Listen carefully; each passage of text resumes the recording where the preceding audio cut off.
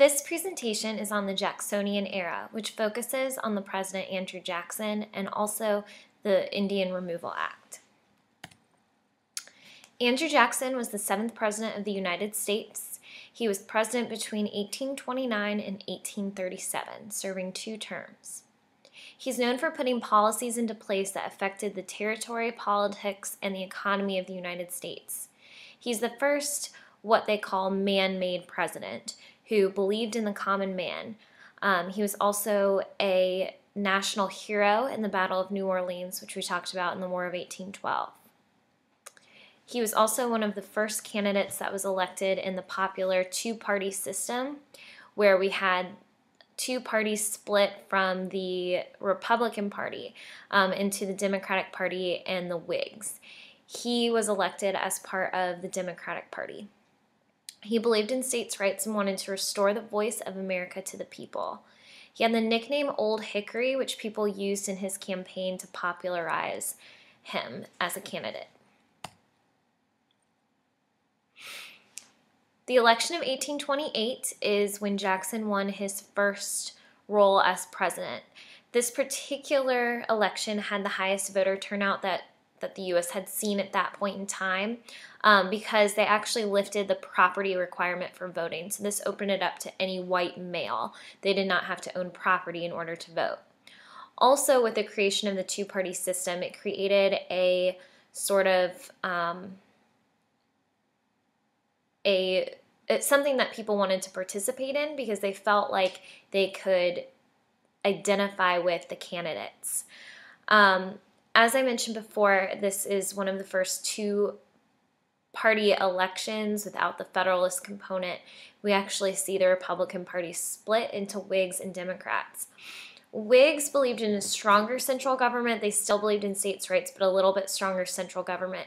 And they also believed in the harmony of society, which is supported through things like public education and a national bank. The Democrats did not want a lot of control from the central government. They believed that the common man should be voting and, in turn, running the government in that way. Jackson won in a landslide as the first major leader of the Democratic Party. The Democratic Party was like his baby. He's famous for really voicing the opinions of common man and really identifying with the people, and that's what made him win that election, because people saw him as one of us rather than a rich guy who was already placed into power due to privileges that he had. One of the events that he is very famous for is the nullification crisis. The South had blamed their economic downturn at this point in time on tariffs or taxing, and so they didn't want to be taxed at all. Jackson was sort of a moderate when it came to tariffs, and he believed that they were necessary to have control of goods and also to earn money for the country. So he did want to pass some tariffs, although they were moderate. They weren't extreme, which we had seen in the past. South Carolina said that the tariffs were unconstitutional, and they therefore nullified the tariffs. Nullify basically means that within that state, that law has no meaning. It basically cancels the law out within that state. Now, even though Jackson was for state rights, he did believe that nullifying was almost like treason or going against your country, that you can't pass a law nationally and then all of the states just say, no, I don't agree with that, so it doesn't apply to me. So he did send ships to the port in Charleston, South Carolina, to enforce that tariff. At the same time, Henry Clay, who's known as the Great Compromiser, actually came up with a tariff that would be fairly low, but it would still accomplish what Jackson wanted to accomplish. So he did lower the tariffs, and many of the southern states were okay with that, but South Carolina was still unsatisfied. So they continued to nullify it. Even though Jackson believed that nullifying laws or canceling them out is treasonous, he did ignore their actions because he felt like that was the better thing to do. South Carolina's act of nullifying laws actually will lead to the formation of the Confederacy, or the Confederate States, prior to the Civil War, and also the secession of those states, or leaving the country. They saw that they were able to disagree with the government and pull out, so that led to states pulling out altogether eventually.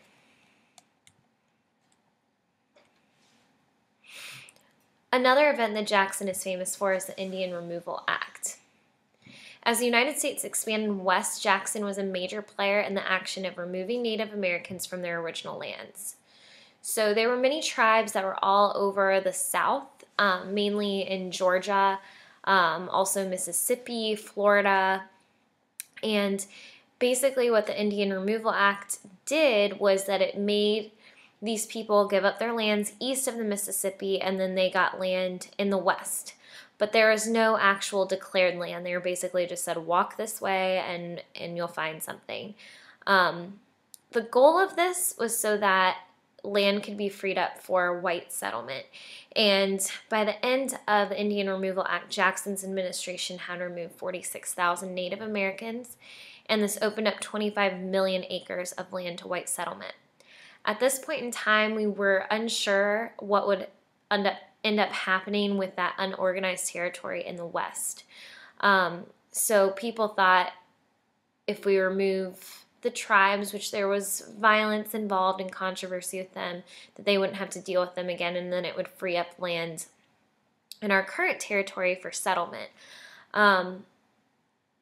But although this began as something that started as peaceful, it ended up being forceful and very dangerous as we talk about the Trail of Tears.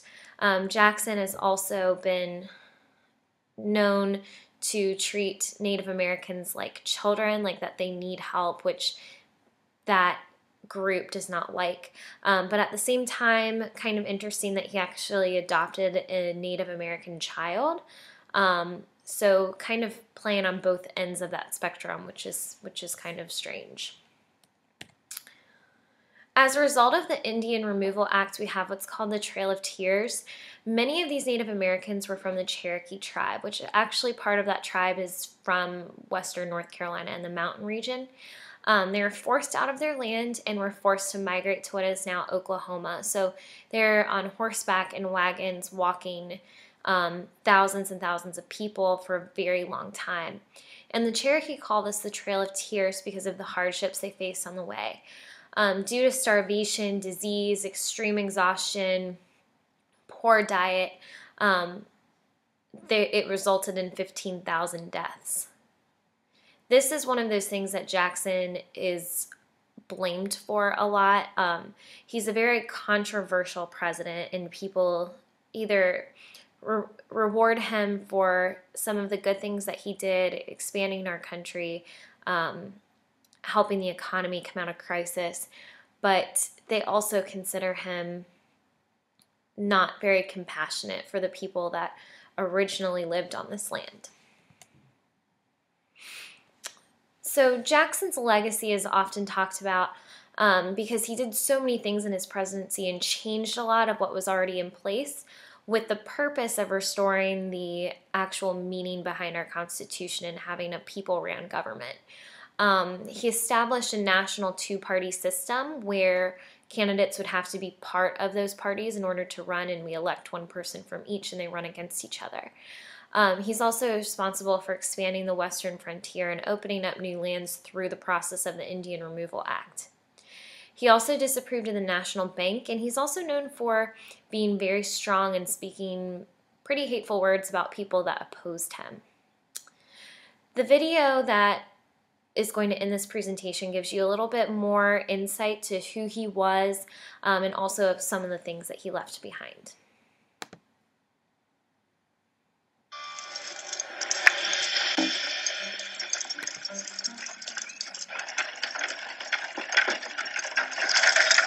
In 1859, as America was rushing towards civil war, James Parton, the first historian to attempt a biography of Andrew Jackson, arrived at the Hermitage, Jackson's beloved home.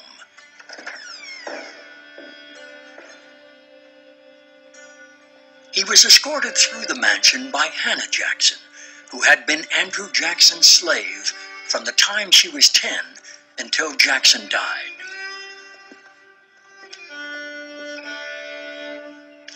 Parton knew that many Americans considered Andrew Jackson the country's greatest leader since the Founding Fathers.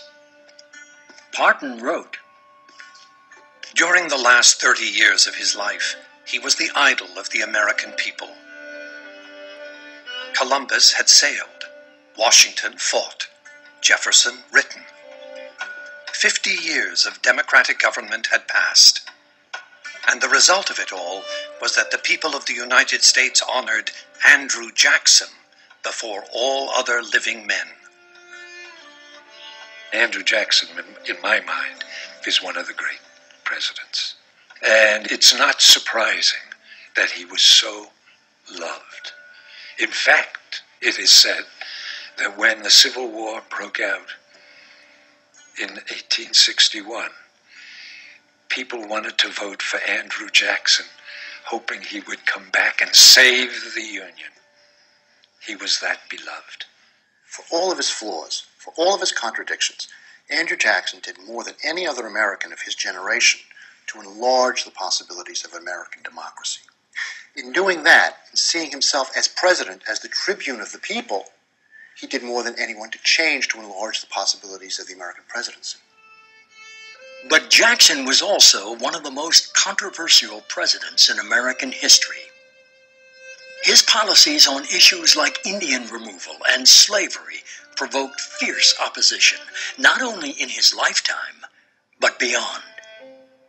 Andrew Jackson for African Americans is not the sort of figure that one holds very dear.